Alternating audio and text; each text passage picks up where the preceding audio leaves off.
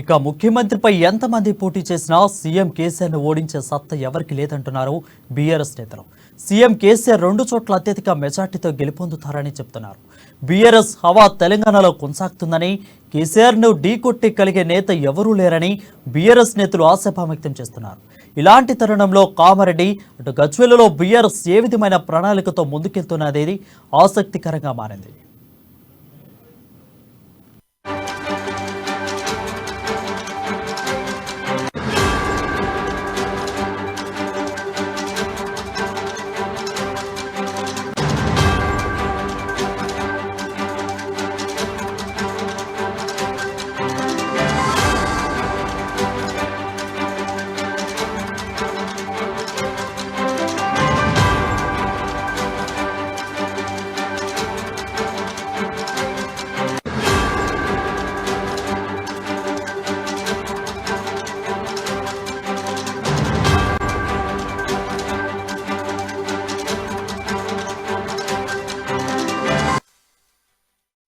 ముఖ్యమంత్రిపై ఎంతమంది పోటీ చేసినా సీఎం కేసీఆర్ను ఓడించే సత్తా ఎవరికి లేదంటున్నారు బీఆర్ఎస్ నేతలు.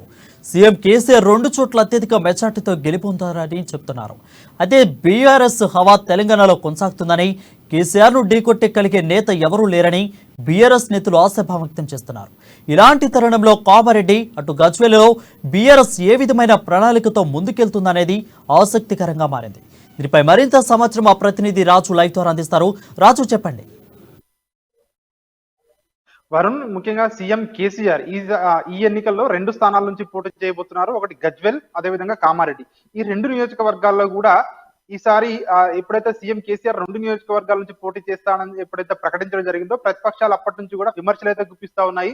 ఎందుకంటే గజ్వెల్లో గెలవలేకపోతున్నాడు కాబట్టి కామారెడ్డి సేఫ్ సైడ్ అడిషనల్ గా పోటీ చేస్తున్నాడని చెప్పి కూడా ప్రతిపక్షాలు చెప్తా ఉన్నాయి. అయినప్పటికీ సీఎం కేసీఆర్ మాత్రం ధీమాగా ఉన్నారు. ఖచ్చితంగా 2 స్థానాల్లో కూడా బీఆర్ఎస్ పార్టీ విజయం సాధిస్తుంది. ఈ 2 స్థానాల్లో నుంచి పోటీ చేయడం కూడా వ్యూహంలో భాగమే అని చెప్పి కూడా బీఆర్ఎస్ పార్టీ అయితే చెప్తా ఉంది. బీఆర్ఎస్ నేతలు కూడా చెప్తా ఉన్నారు. ముఖ్యంగా మంత్రులు హరీష్ రావు కావచ్చు, కేటీఆర్ కావచ్చు, పార్టీ నేతలు, ముఖ్య నేతలు ఎవరైనా కావచ్చు, వాళ్ళందరూ చెప్తా ఉన్నారు ఈ యొక్క స్ట్రాటజీలో భాగంగానే చేస్తున్నాడు. 2 స్థానాల నుంచి పోటీ చేస్తున్నాం, గెలిచిన తర్వాత ఏ స్థానం వదులుకోవాలని చెప్పి కూడా తర్వాత నిర్ణయిస్తామని చెప్పి కూడా వాళ్ళు చెప్తా ఉన్నారు. ముఖ్యంగా ప్రస్తుతం అయితే ఇక్కడ గజ్వెల్ నుంచి కేసీఆర్ కు పోటీగా బీజేపీ నుండి ఈటెల రాజేందర్ పోటీ చేస్తా ఉన్నారని చెప్పి ఏదైతే బీజేపీ పార్టీ లిస్టు ప్రకటించిందో, సో అదేవిధంగా కామారెడ్డి నుంచి మాజీ మంత్రి షబ్బీర్ అలీ పోటీ చేస్తానని చెప్పి కూడా ఆయన ప్రకటించడం జరిగింది. ఈ నేపథ్యంలో ఇక్కడ పోటీ అయితే రసవత్తరంగా ఉండే అవకాశం అయితే కనిపిస్తా ఉంది. కానీ గెలుపు మాత్రం ఖచ్చితంగా సీఎం కేసీఆర్ అని చెప్పి కూడా తెలుస్తా ఉంది. అదేవిధంగా 120 మంది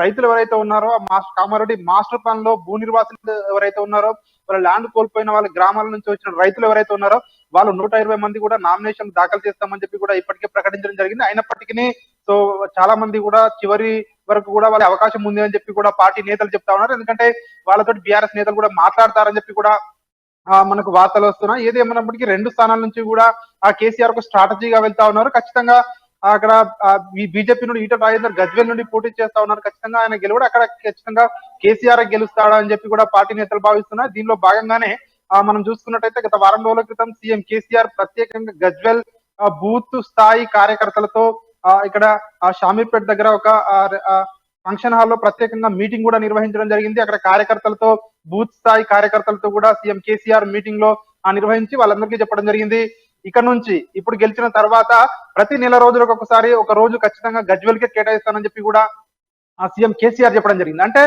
ప్రతి గ్రౌండ్ లెవెల్ కార్యకర్తల నుంచి కూడా ఇప్పటికే అందరితో టచ్ లో ఉన్నాము. ఖచ్చితంగా ఈసారి గెలుపు తమదే అని చెప్పి కూడా గజ్వేల్ లో అయితే బీఆర్ఎస్ పార్టీ ధీమా వ్యక్తం అయితే చేస్తా ఉంది. ఇక కామారెడ్డి విషయానికి వస్తే, కామారెడ్డిలో కూడా ఖచ్చితంగా ఇంతకు ముందు కూడా షబ్బీర్ అలీని ఓడించడం జరిగింది. ఈసారి కూడా ఖచ్చితంగా ఓడిస్తాం, మా వ్యూహాలు మాకు ఉన్నాయని చెప్పి బీఆర్ఎస్ పార్టీ చెప్తా ఉంది. 2 స్థానాల్లో గెలుపు ఖచ్చితంగా గెలుపు అయితే ధీమా అయితే వ్యక్తం చేసింది. అదేవిధంగా పార్టీ నేతలు, మంత్రులు చెప్తా ఉన్నారు సీఎం కేసీఆర్ మాకు నాయకుడు, ఆయనే ప్రచారం చేస్తే ఖచ్చితంగా వారు వన్ సైడ్ అవుతుందని చెప్పి కూడా బీఆర్ఎస్ పార్టీ నేతలు అయితే చెప్తా ఉన్నారు. వారు